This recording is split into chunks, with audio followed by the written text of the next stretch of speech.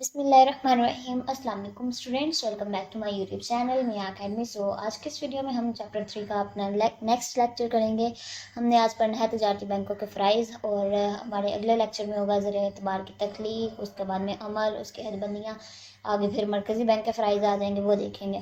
इस चैप्टर में ये है कि मैं आपको जो चीज़ें शॉर्ट क्वेश्चन के लिए मार्क करवा रही हूँ उनको आपने लाजमी शॉर्ट के लिए करना है, क्योंकि आपको पता नहीं चलता, काफ़ी ज़्यादा इस बुक से जो है शॉर्ट बन रहे हैं और कहीं ना कहीं से आ जाते हैं। यानी जो मैं मार्क करवा रही हूँ उनके अलावा आपको नहीं आएंगे इंशाल्लाह, लेकिन जो मार्क करवा रही हूँ उनको आपने अच्छे तरीके से शॉर्ट क्वेश्चंस को करना है। लेकिन आगे जो हमारे चैप्टर्स होंगे ना आहिस्ता आहिस्ता वो काफ़ी ज़्यादा थ्योरी बेस्ड होंगे उनके, यानी जिस तरह होती थी ना हदबंदियाँ यानी मुस्तस्नियात मफरूज़ात, वो एज ए शॉर्ट क्वेश्चन नहीं आती, यानी ब्रीफली डिफाइन करने के लिए नहीं आती। दैट्स वाई मैं यहीं पे आपको शॉर्ट क्वेश्चन जो है वो ज़्यादा मार्क करवा रही हूँ, ताकि इनमें से ज़्यादा आएँ भी तो आपकी जो है ना पेपर में कवर हो जाए। तो जो चीज़ें मैं मार्क करवा रही हूँ लास्ट में इनको पढ़िएगा। और तजारती बैंकों के अहम प्राइस में जो इंपॉर्टेंट लॉन्ग क्वेश्चन होंगे ना एक्सरसाइज वाले लेक्चर में मैं आपके साथ शेयर कर दूंगी, जिस तरह मैंने चैप्टर 2 के आपके साथ शेयर किए। सिर्फ 3 से 4 क्वेश्चन उस चैप्टर के मैंने आपको लॉन्ग बताए थे, और आपका कंप्लीट जो है जो मैंने शॉर्ट क्वेश्चन बताए थे अगर आप उनको कवर कर लेते हैं तो आपका चैप्टर जो है वो 100% मेरी तरफ से क्लियर हो जाएगा, कवर हो जाएगा। इसी तरह इस चैप्टर के जो एक्सरसाइज वाला लेक्चर होगा ना उसमें मैं आपको कंप्लीट जो है लॉन्ग क्वेश्चन इंपॉर्टेंट बता दूंगी, आप वो कर लें तो इंशाल्लाह इस चैप्टर के लॉन्ग क्वेश्चन आपके कवर हो जाएंगे। अच्छा, ये जो है ना अब आपके फ्राइज ये इंपॉर्टेंट होगा लोगों के लिए, तो मैं एक्सरसाइज में बता दूंगी। अदरवाइज जो चीज़ें मैं आपको शॉर्ट के लिए मार्क करवा रही हूँ, एमसीक्यूज़ के लिए मार्क करवा रही हूँ, उनको आपने अच्छे तरीके से करना है। फर्स्ट ऑफ ऑल तजारती बैंकों के प्राइस। तजारती बैंक हमने देख लिया था कि क्या होता है, ये हमने प्रीवियस लेक्चर में पढ़ा था तजारती बैंक।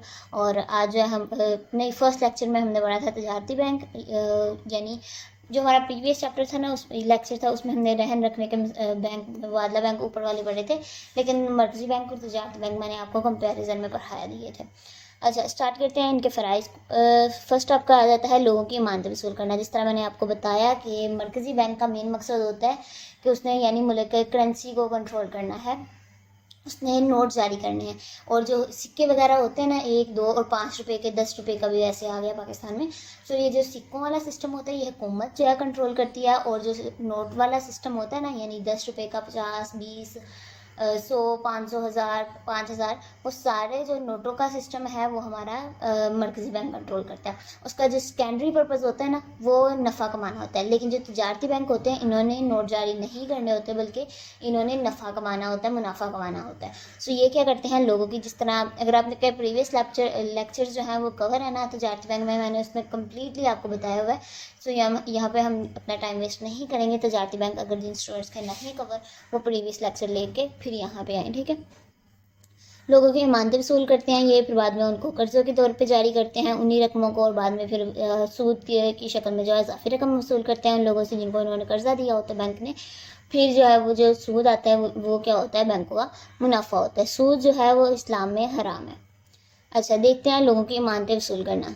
आम शादी में आया है कि जिन लोगों के पास रोज़मर्रा ज़रूरियात की खरीदो फरोख्त और अखराजात के बाद जो ज़ायद रकम बच जाती है वो बैंकों में जमा करवाते हैं, क्योंकि उनके पास ना तो उन रकम को हिफाजत के लिए कोई इंतज़ाम होता है रखने के लिए, और ना ही वो आम तौर पर रकम को किसी कारोबार में लगाते हैं। सो वो क्या करते हैं, जो इनका होता है अमानतें वगैरह वो बैंक को दे देते हैं। बैंकों ने मानतों को यूज़ करता है और बाद में जो है सूद की शक्ल में मुनाफा जो है बैंक उनको दे देते हैं। बल्कि उन्हें मानतों के मुकम्मल तहफ़्फ़ुज़ की भी यकीन दहानी करवाते हैं कि आपकी जो है यानी जो आपकी पेमेंट वगैरह है वो हमारे पास महफूज है। सो ये जो है आपका लोगों की इमानतें वसूल करते हैं तजारती बैंक। आगे देखते हैं हमारा ये जो आपका शॉर्ट क्वेश्चन के लिए नहीं है, लॉन्ग क्वेश्चन में आएगा तो फिर आपने अच्छे तरीके से इसको कर लेना है, ठीक है। अच्छा, तलबी खाते या अमानतें। तलबी खाते या अमानतें ये आपका शॉर्ट क्वेश्चन के लिए इंपॉर्टेंट है। ये आपको पूछ सकते हैं कि चलंत या रवा खाता क्या होता है, या फिर तलबी खाते या अमानतें ये आपके जो है ना जितनी भी आगे अमानतें वगैरह आएंगी ये शॉर्ट क्वेश्चन के लिए इंपॉर्टेंट है। सो इसे आपने यहाँ पे मार्क कर लेना है कि शॉर्ट क्वेश्चन के लिए इंपॉर्टेंट है। तलबी अमानतों को चलंत या रवा खाता भी कहते हैं, यानी करंट अकाउंट। जो जिस तरह मैंने आपको बताया कि हम अगले लेक्चर में क्या पढ़ेंगे, कि जिस तरह प्रीवियस चैप्टर लेक्चर में मैंने आपको बताया था कि आगे हम देखेंगे किस तरह से हम जो है हम बैंक में अकाउंट वगैरह खुलवाते हैं, कितनी तरह के अकाउंट्स होते हैं। सो वही हम आगे पढ़ेंगे कौन सा यानी अकाउंट हम अपनी ज़रूरत के मुताबिक खुलवा सकते हैं। अच्छा, तलबी अमानतों को चलंत या जमा खाता यानी करंट अकाउंट भी कहते हैं। ये ऐसी अमानतें होती हैं जिन्हें उनके मालिक जब चाहें बैंकों से निकलवा सकते हैं। ये कंप्लीट जो है ना, मैं आपको यहीं पे बता देती हूँ कि है कि आप बता क्या रहे हैं। कि जैसे फॉर एग्जांपल मेरे पास यानी काफ़ी ज़्यादा रकम है। फॉर एग्जांपल मेरे पास 10 लाख है या 1 लाख है। फॉर एग्जांपल 1 लाख है, ठीक है। मैं 1 लाख को क्या करूँगी, वो मुझे रोज़ाना यानी रोज़ाना नहीं, लेकिन मुझे जब मर्ज़ी मेरा दिल करे मैं निकलवा लूँ, जब मर्ज़ी दिल करे मैं यानी जमा करवा दूँ। वो क्या होगा, मेरा करंट अकाउंट होगा, डिमांड डिपॉजिट होगा। यानी मैं उसको जब मर्ज़ी जो है ना बैंक से रकम निकलवा सकती हूँ। फिर मैं क्या करूँगी कि मैं जो बैंक होगा ना उसमें अपना करंट अकाउंट खुलवाऊँगी, ना कि टाइम डिपॉजिट खुलवाऊँगी, ठीक है। ऐसे मैं आगे जाकर बताऊँगी कि ये भी क्या है। लेकिन हम यहाँ पे अगर आपका कॉन्सेप्ट क्लियर हो जाता है ना, तो आपको बहुत ज़्यादा इजी होगा पेपर में लिखना। सिर्फ आपने इस बुक से कॉन्सेप्ट लेने हैं। सिर्फ अगर आपको समझ अच्छे तरीके से आ गया तो आपका बहुत अच्छे तरीके से जो है ना ये बुक कवर हो सकती है। 96 मार्क्स इंशाल्लाह इजीली आ जाएंगे सारे स्टूडेंट्स के। अच्छा, इन अमानतों पर बैंक कोई सूद अदा नहीं करता, यानी कोई मुनाफा हमें इजाफी रकम नहीं बैंक वापस करता, क्योंकि बैंक ऐसी अमानतों को ना तो कर्ज़ों में जारी करता है और ना ही इन्हें किसी कारोबार में लगाता है, क्योंकि वो हमने जब मर्ज़ी निकलवा लेनी होती है। अमूमन कारोबारी हजरात अपने रकूम तलबी अमानतों के खातों में महफूज रखने के लिए जमा करवाते हैं, ताकि ज़रूरत पड़ने के वक्त जो है ना वो फौरी तौर पर ना अपनी रकम निकलवा सकें। ऐसी अमानतों को बैंकों के औकात के दौरान जितनी बार चाहें जमा करवा या निकलवा सकते हैं। बैंक सिर्फ अमीन के तौर पर अपना फ़र्ज़ अदा करता है और किसी किस्म की पाबंदी या शर्त लागू नहीं करता। यानी ये नहीं बैंक ने कहना कि मैंने एक दफ़ा निकलवा दिया आपको पैसे, यानी एक दफ़ा पैसे दे दिए आपके अकाउंट से, अब दोबारा नहीं दूंगा, ऐसा नहीं बैंक करता। बल्कि आप जितनी मर्ज़ी दफ़ा चाहें आप निकलवा सकते हैं, फिर जमा करवा सकते हैं, निकलवा सकते हैं, फिर जमा करवा सकते हैं। सो ये किस में आएगा, करंट अकाउंट में, यानी तलबी खाते यहाँ अमानतें, यानी जितनी मर्ज़ी दफ़ा चाहें हम अपनी रकम तलब कर सकते हैं। नेक्स्ट आ जाता है हमारा मियादी इमानतें। मियादी इमानतें, मियाद यानी टाइम डिपॉजिट है ये, ठीक है। यहाँ से आपने याद रखना है कि इसमें टाइम की बात होगी, ठीक है। नेक्स्ट देखते हैं, जिन लोगों के पास फालतू रकूम होती हैं और वो इन्हें खास अरसा तक इस्तेमाल नहीं लाना चाहते, यानी वो खास टाइम तक उनको यूज़ ही नहीं करते, तो वो क्या करेंगे, अपनी अकाउंट जो है ना वो मियादी अमानत यानी टाइम डिपॉजिट में जो है वो अपना अकाउंट खुलवाएंगे। तो वो उन्हें बैंकों के मियाद खातों में जमा करा देते हैं, मियादी खातों में जमा करवा देते हैं उन रकूम को। चुनांचे बैंक ऐसे अमानतों को मुकर्रर मियाद पूरी होने से पहले अपने इस्तेमाल में लाकर शरह सूद कमा सकते हैं। यानी इनको क्या था कि बैंक यूज़ नहीं करता था, कि उन्होंने कर्जे जारी नहीं करने बैंक ने इस रकम से, लेकिन इस रकम से बैंक जो है अपना जो है दोबारा कर्जे जारी कर सकता है इन पेमेंट से। सो मियादी अमानतें जो लोग खुलवाते हैं ना, यानी टाइम डिपॉजिट में अपना एक अकाउंट खुलवाते हैं, फिर उस पर जो है ना बैंक उनको सूद देता है, मुनाफा देता है, ठीक है। सो ये क्या है, मियादी अमानतों को बैंक जो है कर्ज़ों की सूरत में जारी कर देता है। यानी जो रकम हमने जमा करवाई है मियादी अमानतों में, वो क्या करेगा, बैंक उस रकम को लेगा। हमें तो पता है ना, बैंक को तो पता है ना कि हमने एक ख़ास अरसे से पहले वो रकम नहीं लेनी बैंक से, तो ये क्या होगा, बैंक जो है उसको कर देगा, कर्ज़ों की सूरत में जारी कर देगा। सो ये क्या है, हमारा मियादी अमानतें। इस पर क्या होगा, अगर हमें अचानक फॉर एग्ज़ाम्पल चाहिए हो, हमने यानी टाइम तो सेट किया था ना, फॉर एग्ज़ाम्पल मैंने 1 लाख जमा करवाया बैंक को, मैंने कहा कि मैं 1 साल के बाद लूँगी। अब बैंक क्या करेगा कि मुझे 1 साल के बाद उस पर इजाफी रकम भी देगा, यानी सूद की सूरत में मुझे रकम देगा। लेकिन अगर फॉर एग्ज़ाम्पल मुझे कोई ऐसे इमरजेंसी पड़ जाती है, कोई अर्जेंट मुझे अपनी वो रकम वापस चाहिए बैंक से, तो बैंक क्या होगा कि वो मुझे जो पर्टिकुलर इजाफी रकम होगी ना, वो मुझे बैंक नहीं देगा, बल्कि मेरी असली रकम ही मुझे वापस दे देगा। और अपने जो सर्विस चार्जेस होंगे ना, यानी जो उसने महफूज रखी मेरी इतनी देर के लिए, यानी मेरी पेमेंट महफूज रखी, वो अपने सर्विस चार्जेस काटेगा उस रकम में से और मुझे मेरी रकम जो है वो वापस कर देगा। सो ये क्या है, मियादी अमानतें, यही उन्होंने यहाँ पे बताया हुआ है। देख लेते हैं, मैं रीड आउट कर देती हूँ, मैंने आपको समझा तो ऐसे दिया है। चुनांचे बैंक ऐसी अमानतों को मुकर्रर मियाद पूरी होने से पहले अपने इस्तेमाल में लाकर शरह सूद कमाता है। ऐसी अमानतों को वापसी की मियाद जितनी ज़्यादा तवील अरसा पर मुहित होगी, उतनी क्या होगा, बैंक ज़्यादा हमें सूद देगा, मुनाफा देगा। ऐसी अमानतों को मुकर्रर करते वक्त क्या होगा, मुकर्ररा वक्त से पहले बैंक से नहीं निकलवाया जा सकता, क्योंकि बैंक उन अमानतों पर दीगर खातों की निस्बत ज़्यादा शरह सूद या मुनाफा अदा करता है।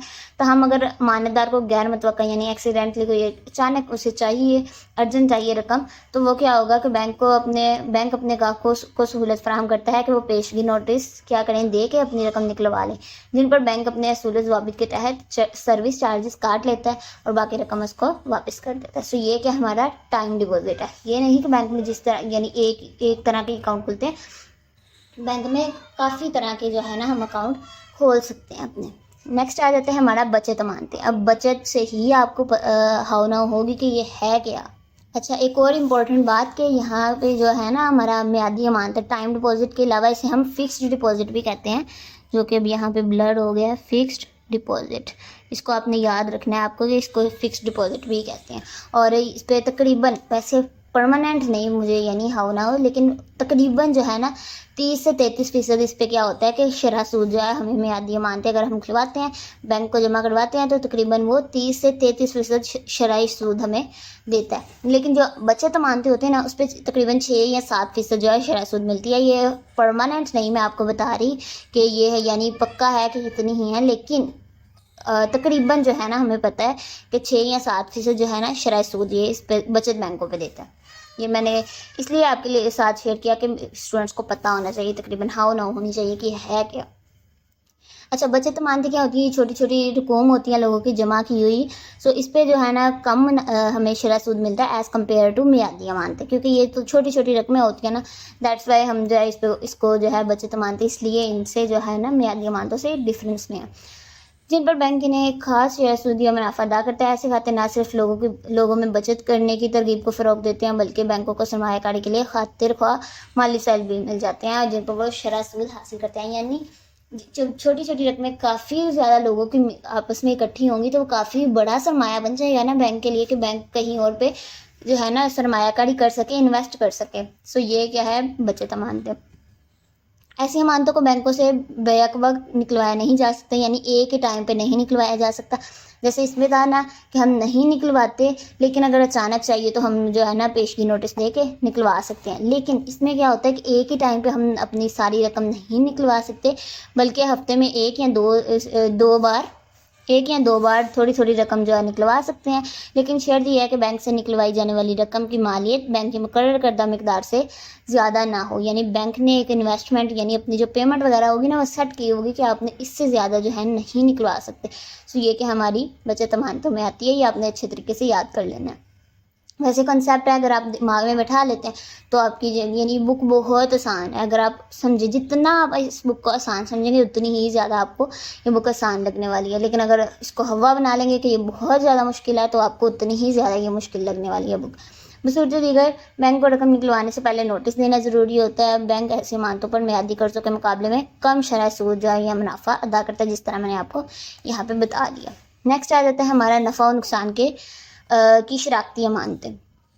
पाकिस्तान ने 1 जुलाई 1981, ये आपने डेट मार्क कर लेनी है, एज MCQs में भी ये आ जाए, लेकिन आपने लाजमी याद कर लेनी है, ठीक है, MCQs के तौर पे। को पाकिस्तान में तमाम बैंकों में बिला सूद बैंकारी निज़ाम को राइज कर दिया, यानी सूद वाला सिस्टम कम्प्लीटली उसने ख़त्म करके।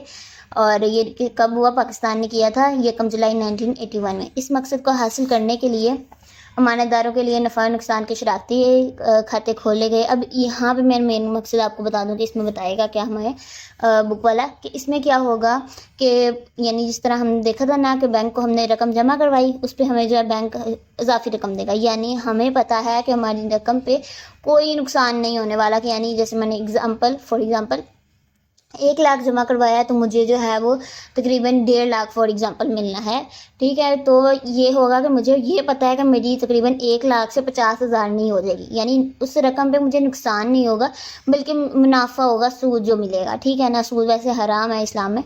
सो इसमें क्या है कि 1981 में पाकिस्तान ने ये सूद वाला सिस्टम ख़त्म कर दिया। बाद में 1 जुलाई 1985 में तमाम बैंकों ने इसे जारी कर दिया था, नफ़ा नुकसान के शराकती खाते। इसमें क्या होता है कि यानी मैंने फॉर एग्ज़ाम्पल 1 लाख जमा करवाई है रकम अपनी, तो उसमें क्या होगा कि बैंक उस रकम को, पर्टिकुलर रकम को इन्वेस्ट करेगा किसी भी कारोबार में। ये नहीं है कि यानी सिर्फ एक ही कोई कारोबार होगा, नहीं, यानी बैंक मुझे बताएगा कि ये इस तरह का कोई कारोबार है, उसमें जो है मैंने आपकी रकम इन्वेस्ट की है। ठीक है, फॉर एग्ज़ाम्पल 1 लाख रुपया था मेरा, वो बैंक ने जो है इन्वेस्ट कर दिया। अगर उस इन्वेस्टमेंट के बाद उस कारोबार में मुनाफा होता है तो मुझे जो है रकम मेरी बढ़ जाएगी, लेकिन अगर उसी कारोबार में कोई यानी नुकसान हो जाता है तो मेरी रकम भी उस टाइम पे क्या हो गई, उस टाइम पे कम हो जाएगी। सो ये क्या है, नफ़ा और नुकसान के शराकती इमारतें, ये ही मेन कॉन्सेप्ट है। यानी जिस तरह होता है ना कि इस्लाम में अगर सिर्फ मुनाफा ही मुनाफा है तो वो काम हराम हो जाता है, जिसमें पता होना हमें कि 100% हमें मुनाफा ही होना है इसमें। सो वो क्या, इस्लाम ने उस काम को हराम करार दिया हुआ है। सो ये नहीं कि यानी जो है आपके जिसमें नुकसान हो, यानी जिसमें पता हो कि नुकसान भी हो सकता है, फ़ायदा भी हो सकता है, वो इस्लाम ने काम जो है हमें यानी हलाल किया। लेकिन अगर कोई ऐसा काम है जिसमें यानी मैंने आपको बताया कि फॉर इंस्टेंस में यानी मैंने 1 लाख जमा करवाई, उस पर मुझे पता है कि मुझे मुनाफा ही होना है सूद की सूरत में। सो उसको यानी जो मुनाफा है ना, उसको इस्लाम ने सूद करार दिया। और सूद अल्लाह ताला और जो है हज़रत मोहम्मद सल्लल्लाहु अलैहि वसल्लम के ख़िलाफ़ खुली जो है ना जंग है। सो अल्लाह ताला ने इसलिए इस्लाम में सूद को हराम करार दिया। ये हमारा लास्ट लेक्चर आएगा, चैप्टर जो हमारा लास्ट होगा उसमें हम कम्प्लीटली देखेंगे कि सूद इस्लाम में क्यों हराम है। उसका लॉन्ग क्वेश्चन भी आएगा जो है ना पेपर में आता है। सो हम लास्ट वाले लेक्चर में इसको देखेंगे कि सूद असल में है क्या। सो ये मैंने आपको कम्प्लीटली बता दिया कि है क्या, इसको आप एक दफ़ा पढ़ लीजिएगा। नेक्स्ट आ जाता है कर्ज़े जारी करता है बैंक, ये इसका दूसरा काम है। पहला था अमानतें वसूल करना, दूसरा उन्हीं रकमों को क्या करना है ना, कर्ज़े जारी करता है उस पर। ये आपने देख लेना है, आम बातें बताई हुई हैं। यहाँ पे साख का मतलब है रेपुटेशन, शोहरत वगैरह, इसको मैंने आपको बताना था। बाकी आम बात बताई हुई है, इसको एक दफ़ा रीड आउट कर लें, अगर कोई क्वेश्चन हुआ तो फिर मैं आपको बता दूँगी। नेक्स्ट आ जाता है ज़र नकद महफूज रखने का तनासुब मरकज़ी बैंक तय करता है। ये भी आपको पता होना चाहिए कि जो बैंक के पास ज़र नकद महफूज, मैंने प्रीवियस लेक्चर्स में बता दिया इसलिए मैं दोबारा रिपीट नहीं करूँगी कि ये है क्या। सो आपका नहीं कवर, आप वहाँ से जाके प्रीवियस वाले लेक्चर्स देख सकते हैं। इसका तनासुब जो है ना बैंक मरकज़ी बैंक जो है तय करता है। सो इसको आपने मार्क कर लेना है एज MCQs। और उसके अलावा 20 से 30% जो है बैंक जो है नकद सूरत में जो है ना रकम रखता है अपने पास, ये आपने याद रख लेना है। उसके अलावा आपके आ जाता है यहाँ पे कर्ज़ों का हिसाब खोलना। बैंक बाद में क्या करता है कि जो रकम उसके पास इकट्ठी होती है उसको बैंक जब कर्ज़ों में जारी करता है तो उसमें क्या होता है, तजारती बैंक कर्ज़े जारी करते वक्त ग्राहकों से कर्ज़े की रकम से ज़्यादा जो है ना मालियत की जायदाद या कीमती असासी ज़मानत के तौर पर तलब करते हैं। जैसे हम कहते हैं ना यानी हमने एक चीज़ दी, फॉर एग्ज़ाम्पल मुझे 10 लाख चाहिए, मैं क्या करूँगी, अगर मेरे पास कोई ज्वेलरी वगैरह पड़ी हुई है, मैं अपनी गोल्ड की है जिसकी भी है, सो मैं उसको बैंक को जमा करवा दूँगी। या फिर मेरे पास कोई प्रॉपर्टी वगैरह पड़ी हुई है तो मैं बैंक को जमा करवाऊँगी, उसके बदले में क्या करूँगी कि लोन ले लूँगी बैंक से, यानी कर्ज़ा ले लूँगी। सो इस तरह से बैंक क्या करता है, जितनी मुझे रकम देनी है उसने कर्ज़े के तौर पर उससे ज़्यादा रकम की जो है वो मेरी चीज़ बैंक के पास पड़ी होगी।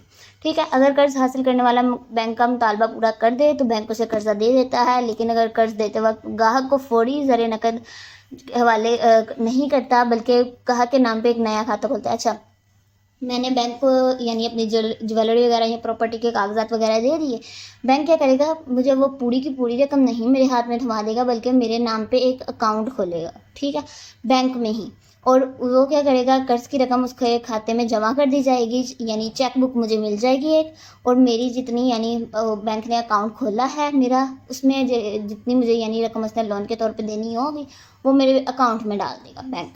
अब ये सहूलत इसके हवाले कर देता है और सहूलत देता है कि जब चाहूँ मैं, यानी जब चाहूँ तो उस यानी चेक पे अपना ना रकम लिख के बैंक से निकलवा सकती हूँ। बैंक के इस अमल से कर्ज़े में दी जाने वाली रकम ना सिर्फ चेकों की बदौलत बैंक की तहवील में रहती है बल्कि हर नई अमानत ज़र की तख्लीक का बाइस बनती है।